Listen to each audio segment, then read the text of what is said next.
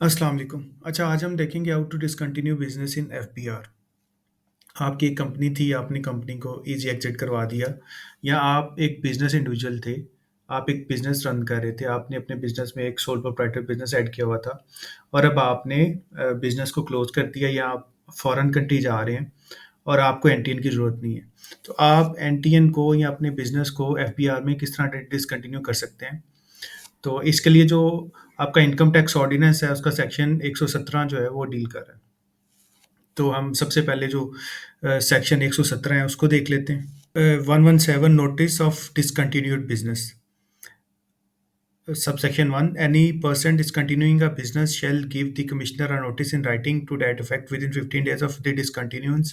जो भी पर्सन जो अपना बिजनेस डिसकंटिन्यू करना चाह रहा है वो विद इन 15 डेज जो है of the discontinuation of his business वो कमिश्नर को इंटीमेट करेगा in writing.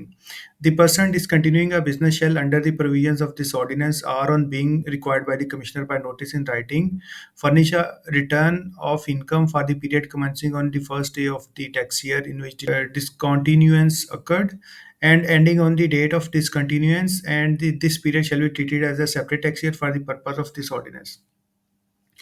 और जिस दिन उसने डिसकंटिन्यू किया अपना बिज़नेस, तो कमिश्नर उसको रिक्वायर करेगा कि वो जिस डेट से आपका टैक्स ईयर स्टार्ट हुआ था, सपोज़ 99% कंपनीज़ के केस में आपका टैक्स ईयर स्टार्ट हो जाता है 1 जुलाई से। तो 1 जुलाई से लेके सपोज़ आज डेट है 28 अप्रैल 2024, तो 1 जुलाई 2023 से लेके 28 अप्रैल 2024 की रिटर्न फर्निश करेगा। Where no notice has been given under subsection 1, but the commissioner has reasonable grounds to believe that a business has been discontinued or is likely to discontinue, the commissioner may serve a notice on the person who has discontinued the business or is likely to discontinue the business to furnish the commissioner within the time specified in the notice a return of income for the period specified in the notice. अगर आप notice नहीं देते, commissioner को intimate नहीं करते, लेकिन commissioner के notice में आ जाता है कि आप जो है बिज़नेस डिसकंटिन्यू कर चुके हैं या डिसकंटिन्यू कर देंगे, तो कमिश्नर आपको नोटिस देगा और उस स्पेसिफाइड नोटिस के अंदर आपने रिटर्न सबमिट करनी है। A return furnished under this section shall be treated for all purposes of this ordinance as a return of income, including the application of section 120. तो जो आप रिटर्न सबमिट करेंगे वो ऐसे ही ट्रीट होगी जैसे आपकी नॉर्मल रिटर्न है, जो आप फुल ईयर की करते हैं। तो ये था सेक्शन 117 जो आपका नोटिस ऑफ डिसकंटिन्यूड बिजनेस है उसके हवाले से। अब इसकी एप्लीकेशन किस तरह ड्राफ्ट करनी है, इसके साथ क्या-क्या अटैचमेंट्स चाहेंगी, एफबीआर का जो पोर्टल है आईआरएस उसमें ये एप्लीकेशन किस तरह सबमिट करनी है, ये मैं आपको दिखा देता हूँ। तो ये एक सैंपल है कंपनी के केस में। जो भी आपका रेलेवेंट कमिश्नर होगा, असिस्टेंट डिप्टी कमिश्नर व्हाट्सएवर, आपका रीजनल टैक्स ऑफिस है या कॉर्पोरेट टैक्स ऑफिस है, जो भी आपका ऑफिस का एड्रेस है, लाहौर, कराची, मुल्तान, इस्लामाबाद, व्हाट्सएवर, वो आप लिख लेंगे। कंपनी के केस में कंपनी का नेम आ जाएगा पूरा, उसका एनटीएन आ जाएगा। सब्जेक्ट में notice of discontinued business under section 117 of the income tax ordinance 2001, ये आपका सब्जेक्ट आ जाएगा। और आगे please refer to the subject noted matter. In this regard we are writing to formally request the removal of national tax number associated with our company. ये company का name आ गया in accordance with the easy exit process of the company. तो company के case में आपको पता है कि कंपनी सबसे पहले आप एसईसीबी में क्लोज करवाएंगे और उसके बाद आप एफबीआर में डिसकंटिन्यूड बिजनेस का नोटिस देंगे। The company has undergone the necessary procedure for easy exit as per the regulations and requirements stipulated by the Securities and Exchange Commission of Pakistan. Company ने जो भी एसएससीबी की requirements थी easy एग्जिट के case में आपको पता है E1, 2, 3, 4 जो भी इजी एग्जिट के डॉक्यूमेंट्स थे सबमिट कर दिए और हमें इजी एग्जिट का सर्टिफिकेट रिसीव हो गया। और लाइन बिलो आर दी की details pertaining to the company. Company का नेम आ जाएगा, एनटीएन आ जाएगा, डेट ऑफ इजी एग्जिट, जो आपको इजी एग्जिट का सर्टिफिकेट मिलेगा उस पर एक डेट मेंशन होगी, वो डेटेड होगा, वो मैं आपको दिखा देता हूँ। रीजन आपने बता दीजिए एग्जिट की, the company was not engaged in any business since it's incorporation.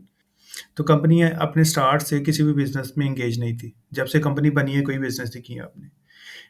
तो in compliance with the legal provisions and regulations governing the removal of NTN upon the closure of a company, I hereby request your good office to undertake the necessary steps to remove the NTN associated with company from the records of tax authorities.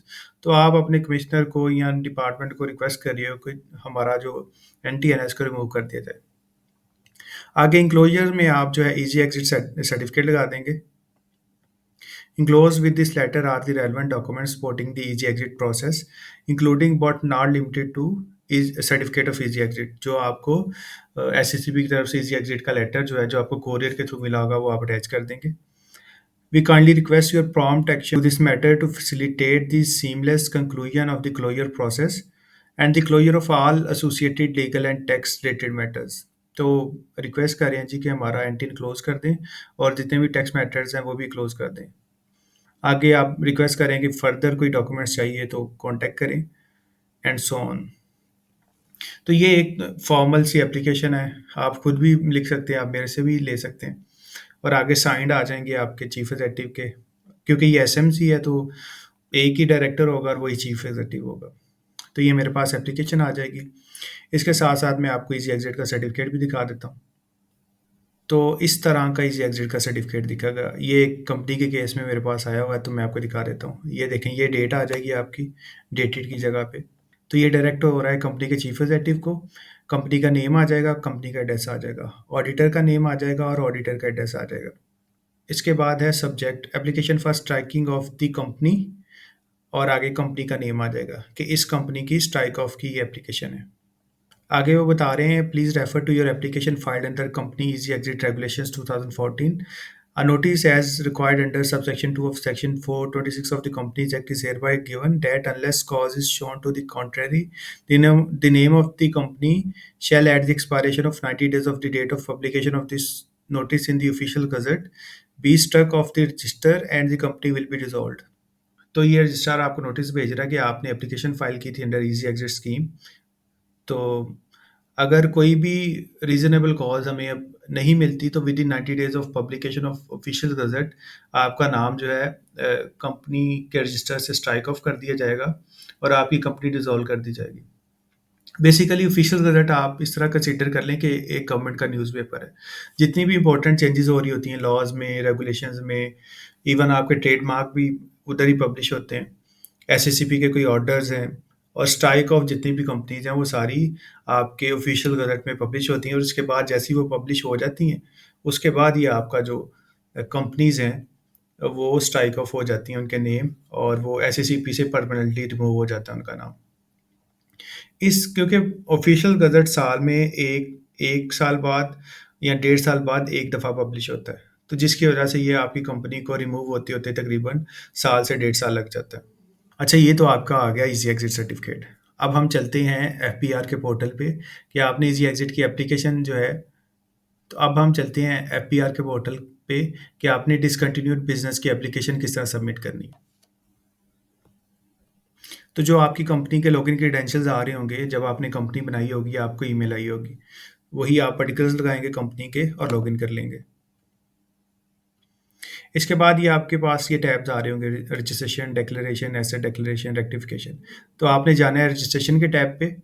उसके बाद आप जाएंगे, ये देखें ये drop down है. जैसे ही मैंने रजिस्ट्रेशन पे क्लिक किया उसके बाद आपके पास ऑल ऑप्शंस में 3 ऑप्शंस आ रहे हैं, फॉर्म्स, एप्लीकेशंस और फिर एप्लीकेशंस. तो आप ये सेकंड वाले एप्लीकेशंस पे क्लिक करेंगे और ये देखें सेकंड कॉलम में लास्ट वन आपके पास आ रहा है, notice of discontinuation of business. तो सिंपली आप इसके ऊपर क्लिक कर देंगे. टैक्स पीरियड पूछ रहा है, तो फिल वक्त हमारा टैक्स पीरियड है 2024 जुलाई 1 जुलाई 2023 से लेके 30 जून 2024. तो मैं सिंपली इधर 2024 लिख दूंगा. ये देखें ये मेरा टैक्स पीरियड आ गया. तो सिंपली इसके ऊपर क्लिक करूंगा तो ये देखें ये मेरा जो टैक्स पीरियड है ये सिलेक्ट हो जाएगा. इसके बाद आपने क्लिक करना है कंटिन्यू पे.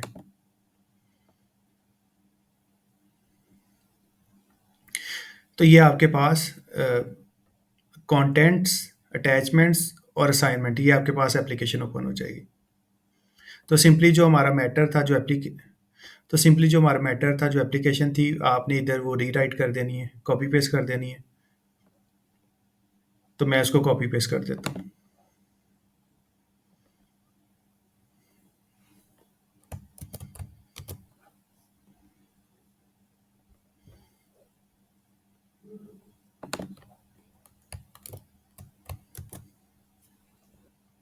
अच्छा, मैंने एप्लीकेशन को, कंटेंट को कॉपी पेस्ट कर दिए.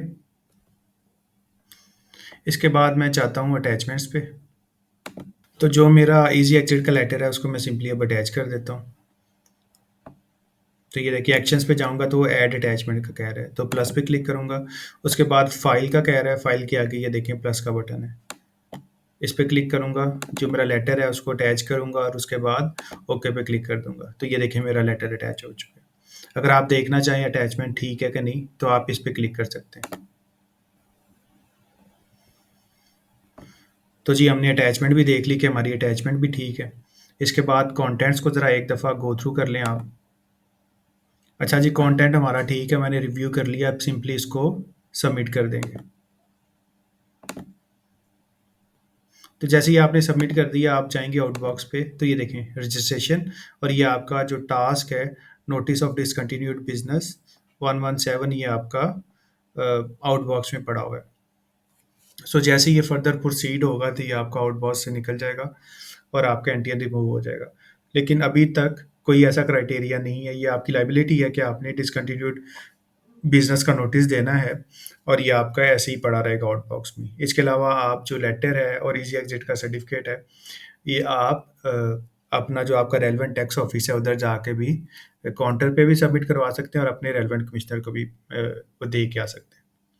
सो ये था आज के लिए।